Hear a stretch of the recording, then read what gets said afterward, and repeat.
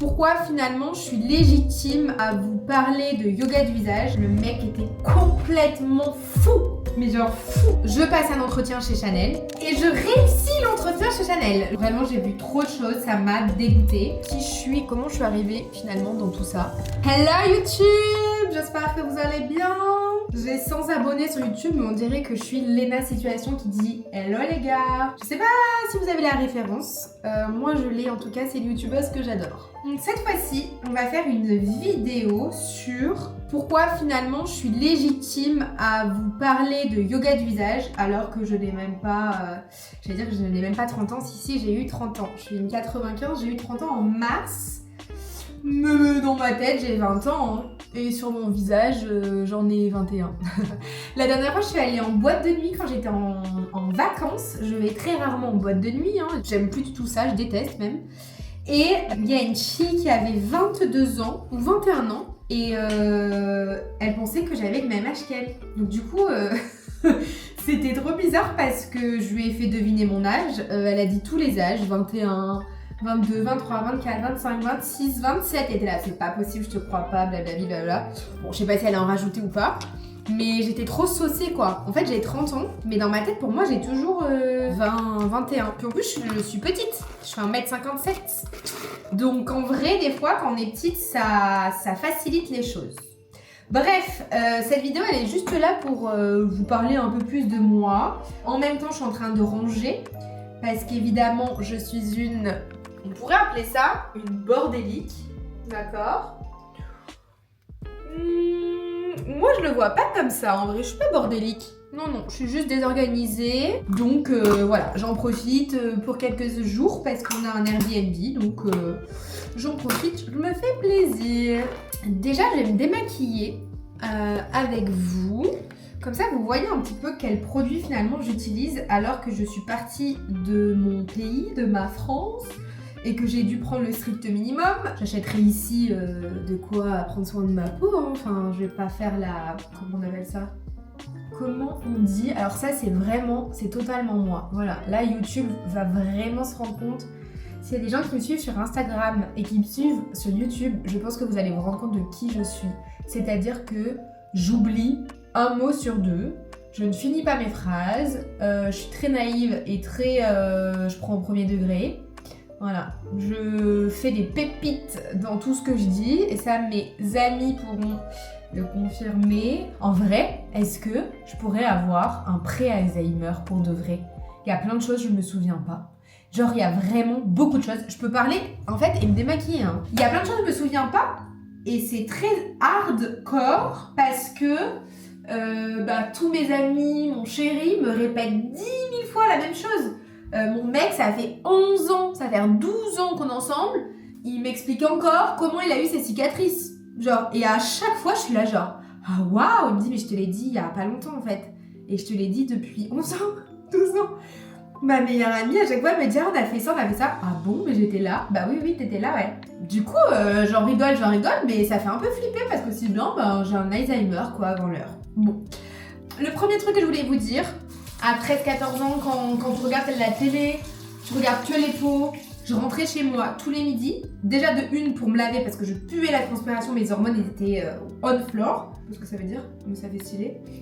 Non, ils étaient là quoi. Et ensuite pour me remaquiller, pour me changer, j'étais pas bien dans ma peau quoi. J'avais l'impression d'être...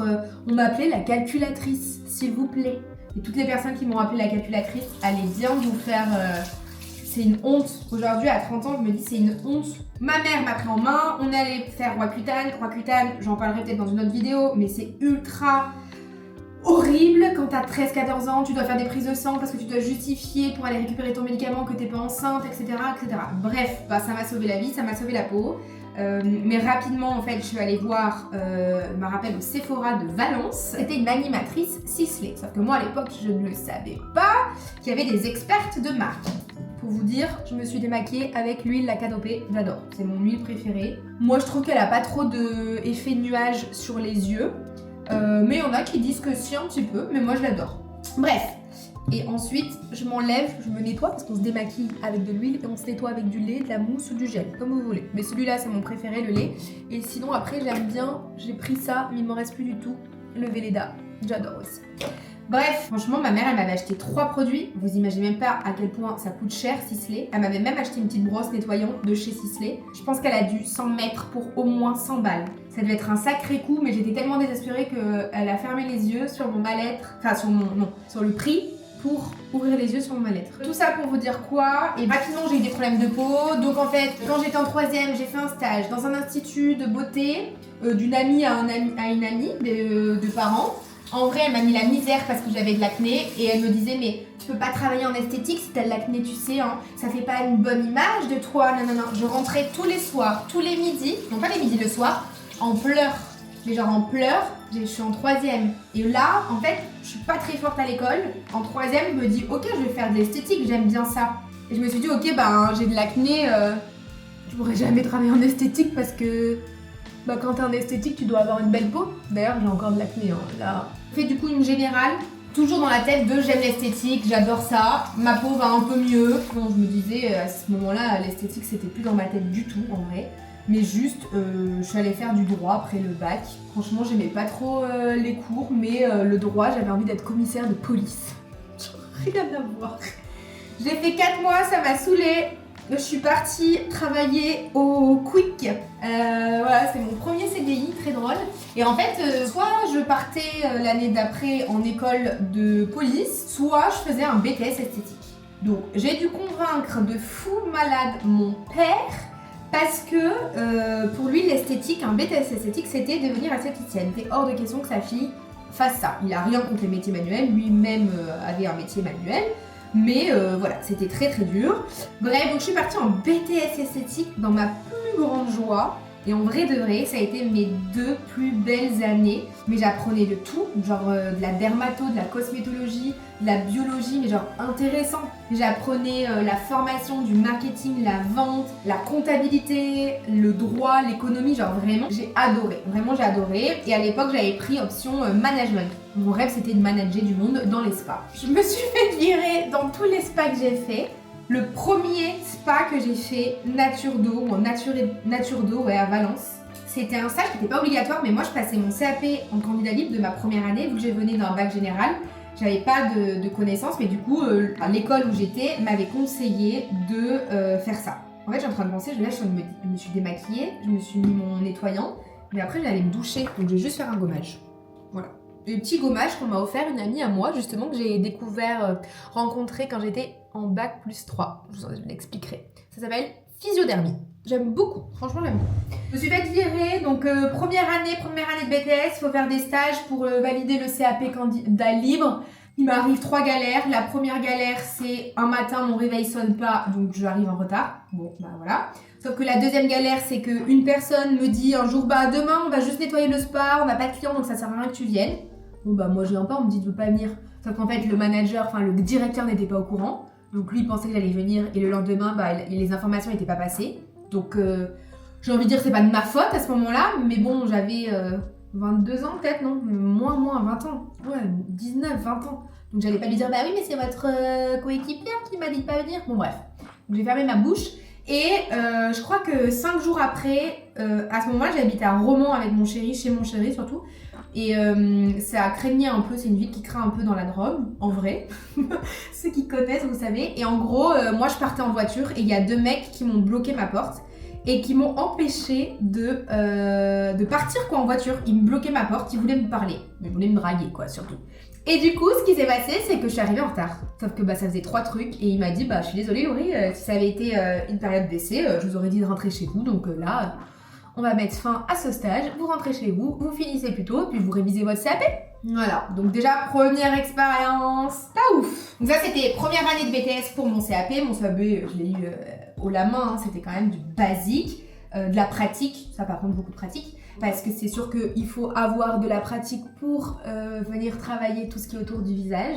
Pareil, il y a beaucoup de personnes qui font le dégât de visage, mais qui ont 0 connaissance sur la peau, sur la base de l'esthétique et de la peau finalement. Mais bon, ça c'est encore autre chose. Du coup, ma deuxième année de BTS, je fais un stage dans un institut autour de Valence.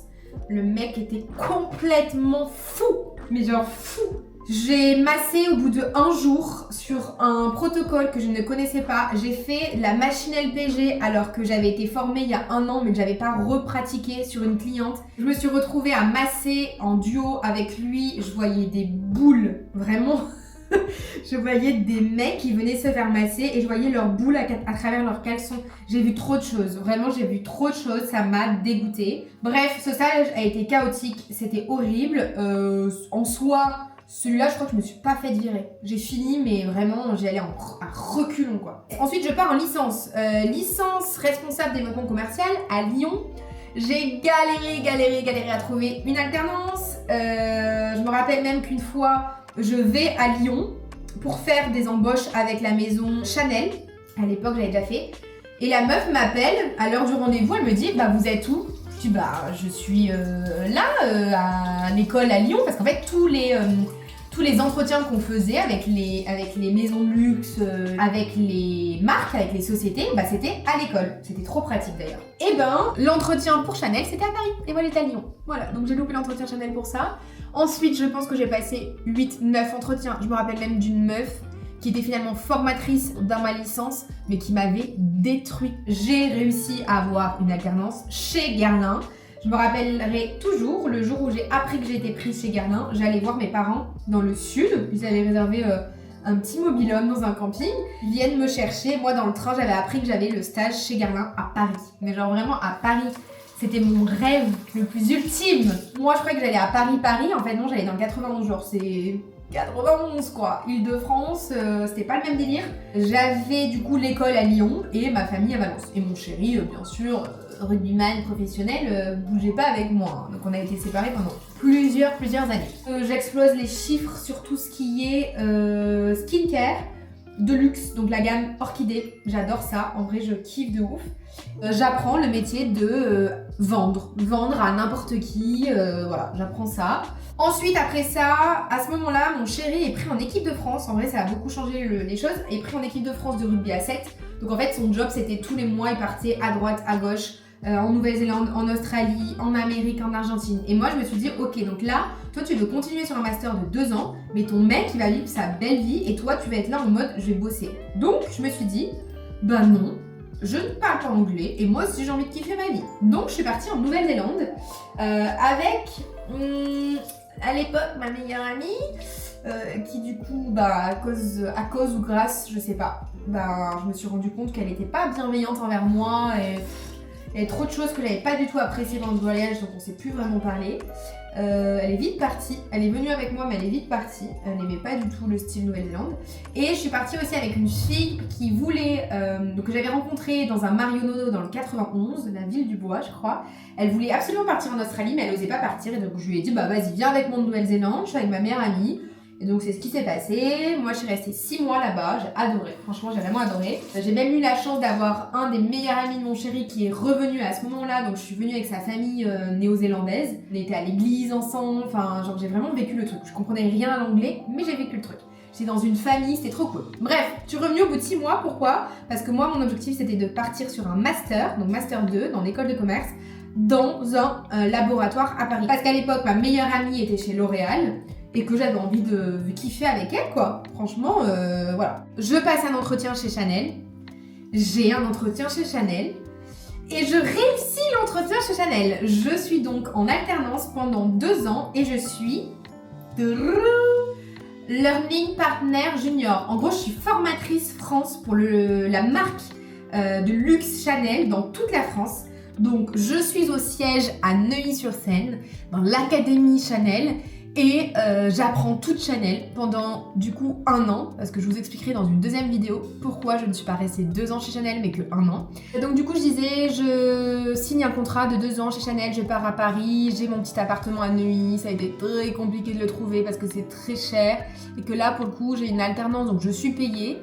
Je ne paye pas mon école de commerce, mais par contre, le salaire de mon alternance ne me permet pas de payer mon appartement et de vivre. Donc mes parents me payent un petit peu l'appartement.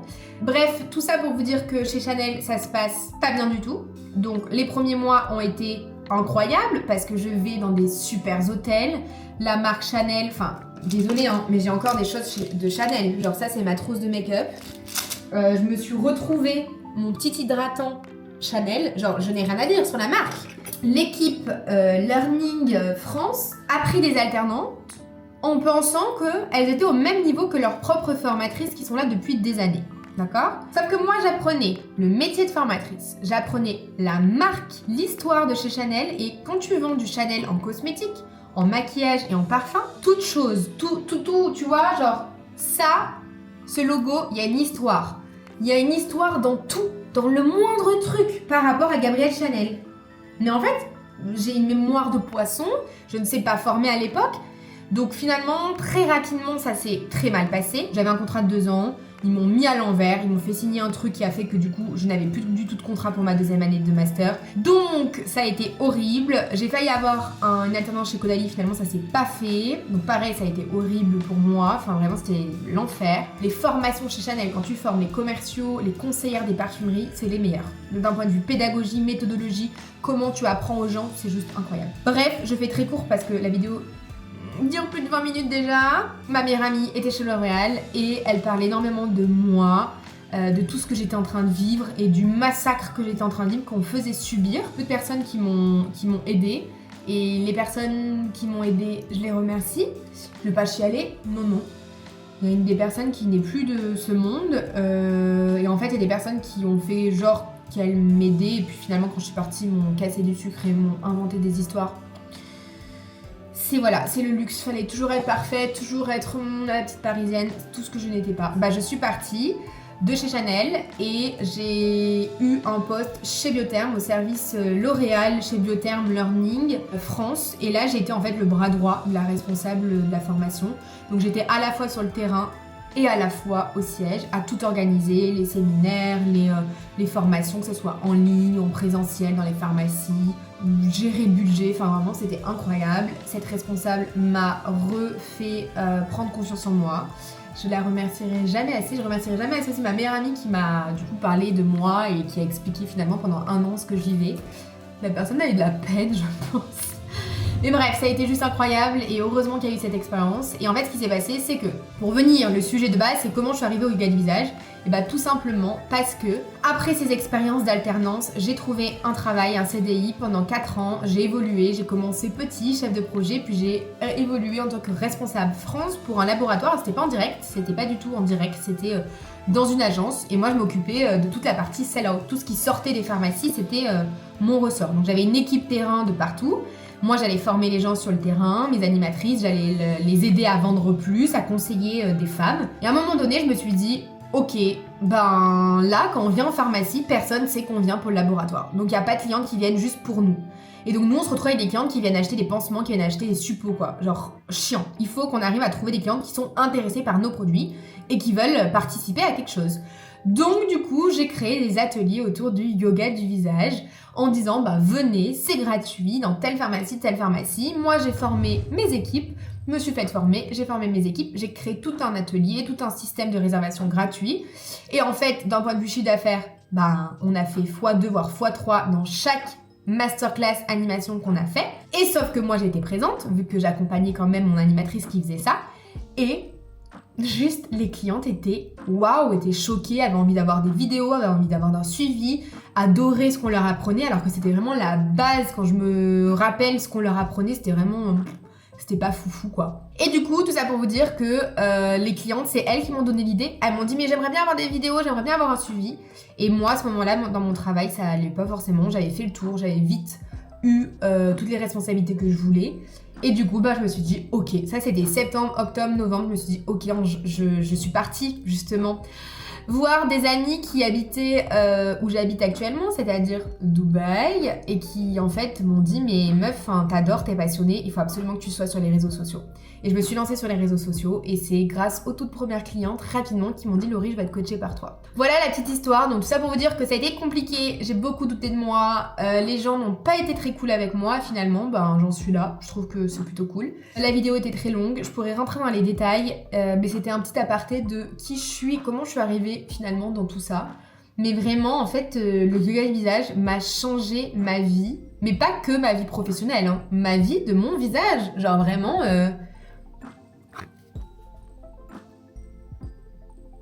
Bon, moi je travaille un peu mes sillons en bas du visage, mais genre j'avais des rides sur le front horribles, je commence à avoir un regard tout petit, genre vraiment ça m'a tellement sauvée.